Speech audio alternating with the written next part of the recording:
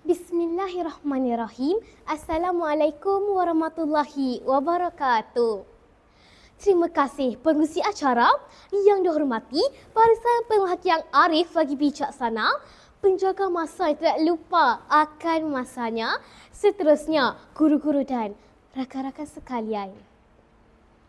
Cantik sungguh bunga melati, dipetik oleh si putri jelita. Dengarlah rakan persembahanku ini, kasih guru tajuk cerita. Balqis, nama yang sangat indah, milik seorang kanak-kanak perempuan yang berusia 12 tahun. Ayahnya bernama Cik Hashim, seorang kerani di pejabat syarikat negeri. Ibunya pula bernama Puan Rohani, juga seorang kerani di Sekolah Kebahasaan Jerami.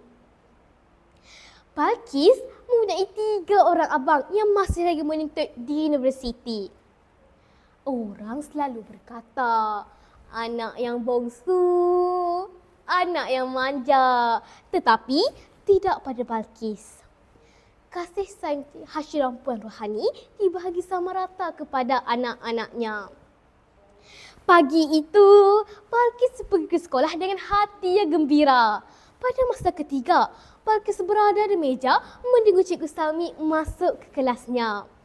Cikgu Salmi merupakan guru bahasa Melayunya yang berusia 35 tahun. Kecil molek orangnya. Cikgu Salmi ini sangat rajin orangnya. Rajin membuat kelas tambahan, rajin melatih murid-murid terlibat dalam pertandingan, rajin mengajar, malah rajin bekerja lebih masa untuk menyiapkan kerjanya. Namun, berat mata memandang, berat lagi bahu memikul. Di sebalik kerajinan Cikgu Salmi itu, beliau menyimpan satu rahsia. Cikgu Salmi telah 2 tahun menghidap penyakit jantung.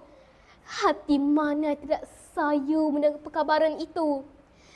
Saat pertama kali Balqis mengetahuinya, hati Balqis hancur berkecai. Air matanya tidak dapat ditahan-tahan lagi. Semakin hari, kesihatan Cikgu Salmi semakin merosot. Sudah 3 hari beliau tidak hadir ke sekolah.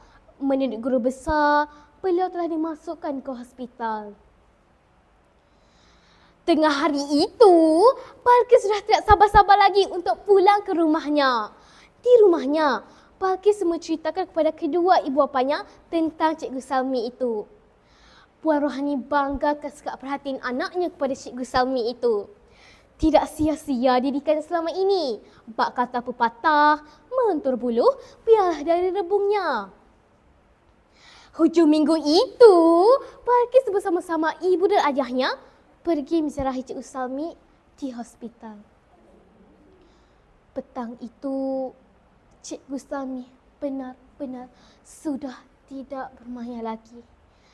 Tiada lagi senyum tahuannya.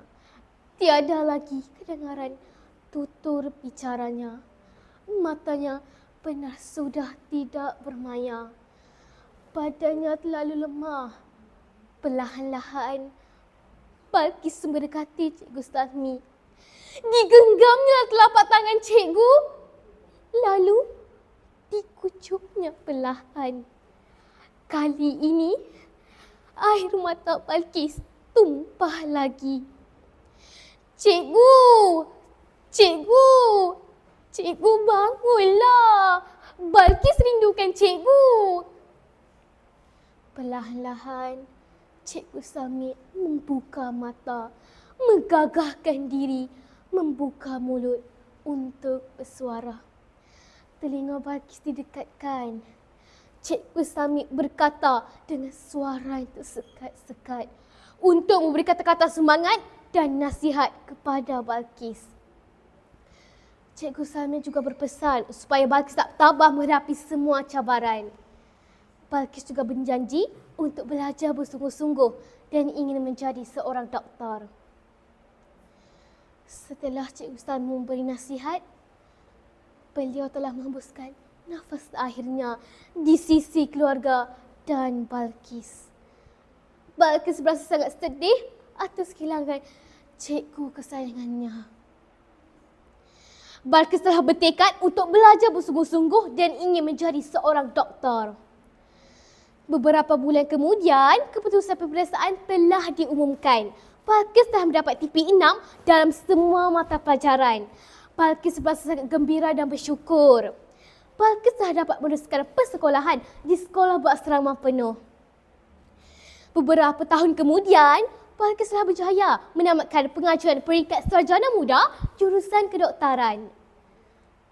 Setelah itu, Balqis telah ditawarkan berkhidmat di Hospital Kulim.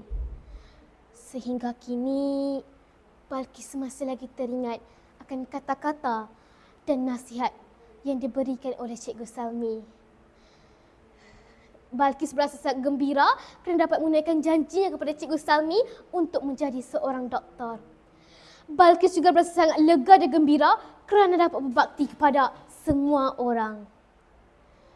Wahai rakan-rakan sekalian, siapalah kita tanpa ibu, tanpa bapa dan tanpa guru yang telah berkorban apa saja kepada kita semua. Jadilah kita anak yang baik dan bertanggungjawab. Sekian, wabillahi taufiq wal hidayah. Wassalamualaikum warahmatullahi wabarakatuh. Terima kasih.